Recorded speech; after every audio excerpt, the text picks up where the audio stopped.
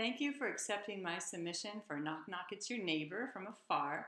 This story is entitled Who is Shooting Who?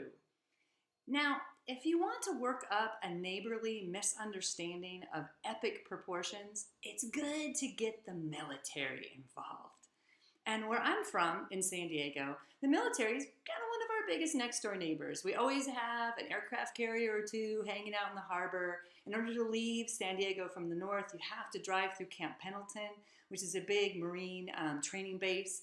But our most famous military neighbor is everyone that you know from Top Gun. That's the Miramar Naval Air Base. And for the most part, growing up, me and my military neighbors, we didn't really bump into each other much until I was in college, almost graduated, and I landed my dream job. I was working for the newest top 40 radio station in town.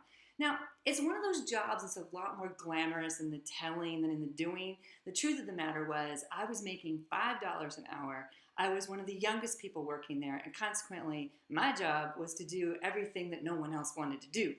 So I was cleaning out the prize closet, putting stickers on albums, taking the prize man to the car wash for the most part. So you can imagine my delight when I finally got that big break and my boss said, "Hey Karen, do you think you could be in charge of getting us involved in the Miramar Naval Air Show that happens every year?" So I got right on it. First thing in the morning, I'm researching phone numbers, I'm figuring out who to call, and I managed to get this man on the line who was with the press relations department of the air base. So he and I are talking, and it's all sounding fine. He says, "Okay, Karen, we can get you involved. We have lots of civilian organizations that come to the air show. We just need to get some information and get a press packet out to you." So he takes our address, and then he explains to me that he's going to personally the next day drive to our station to drop off this paperwork in a package. Now, at the time, I was thinking, wow, I wonder if the U.S. military knows anything about the U.S. Postal Service, because this event was a month away and I didn't really see why he needed to drive over to give us this stuff, but I wasn't going to argue. I thanked him for his time, I hung up the phone, and just a little bit after I hung up the phone, I remembered something I forgot to ask. Now, this isn't a problem, right? I can just call him back up, right? Well, I do. I call, and I get a busy signal. Now, this is the late 80s, and we didn't have cell phones yet or things like that, but everybody had call waiting and answering machines that I couldn't figure out why the military hadn't gotten around to that little detail. But I had nothing else to do that day, really. And I kept calling, and the phone kept being busy. So I come into work the next day, and my phone rings, and it's him. So I say, "Great, I was trying to get hold of you, couldn't reach you." He said, "Oh, we got busy yesterday. So we took the phone off the hook so we could get some things done."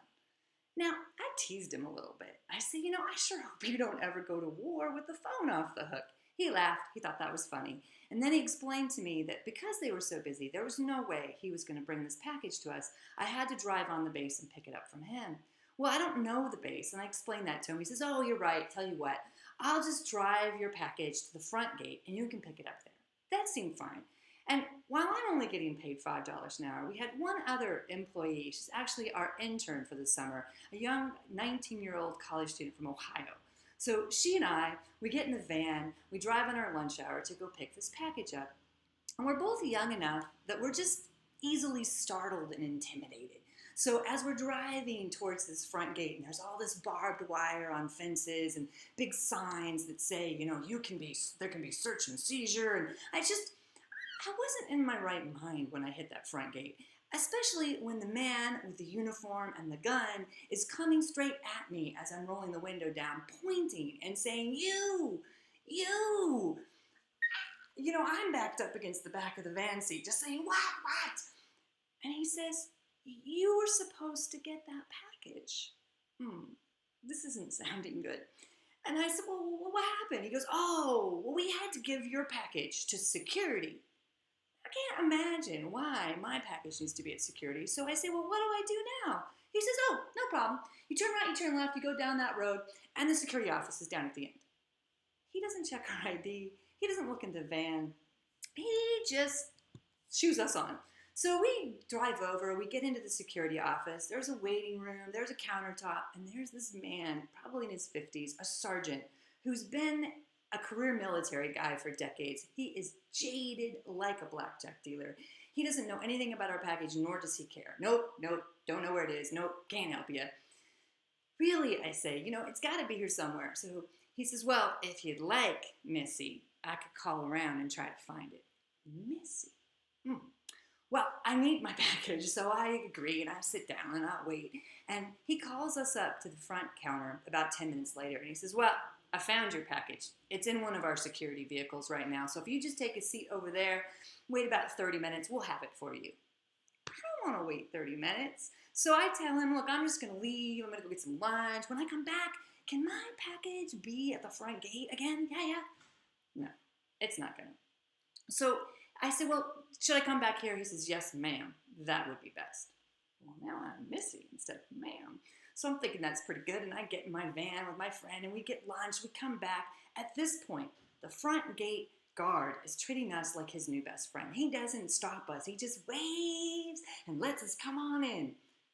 Now, for what happens next in this story, it's important to realize that in order to get our logos really big on our van, this van had no windows. It had a front window, but it had no back windows, no side windows really. We could have packed this van on our lunch hour with all sorts of dangerous people and their weapons, or we could have filled it with, like, I don't know, a big enough thing of explosions to make a mark, let's just say. But we didn't. We drive in. We get to the security office. We come in like the last time, and there's the same waiting room. There's the same countertop, but there's nobody inside. Empty, unsupervised, unlocked.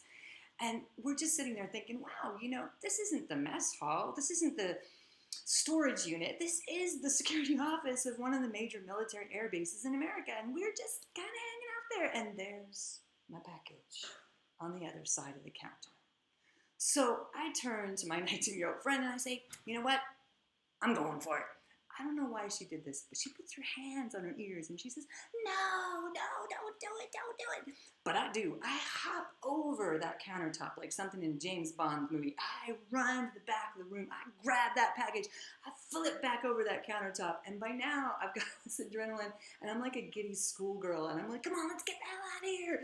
So we jump in the van and we're screaming around corners and laughing and giggling. And, this could have been the end of the story, but no. Curiosity got the best of me.